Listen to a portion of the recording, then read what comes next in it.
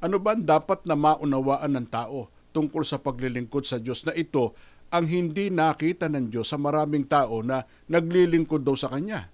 Pakinggan po natin dito po sa unang Samuel, sa 12, ang talata naman po ay 24.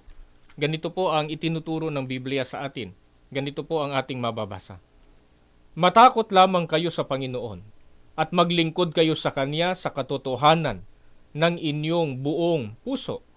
Kung napansin po ninyo, mga mahal po naming taga-subaybay, hindi po sapat na ginagawa lamang ng tao ang paglilingkod sa Diyos ng buong puso, kundi kinakailangan po ito ay nakasalig niya sa katotohanan. Ganun po ang wastong paraan ng paglilingkod po sa Diyos. Kasi ang ikinakatwira nga ng iba, gaya ng alam mo, yung aming paglilingkod naman hindi biruan eh. Totohanan yun, dibdiban. Dedikadoan niya kami. Buong puso naming isinasagawa yung paglilingkod na inaasahan naming tatanggapin ng Panginoon Diyos. Pero diyan nililiwanag ang paglilingkod na hinahanap ng Panginoon Diyos nakabatay sa katotohanan eh.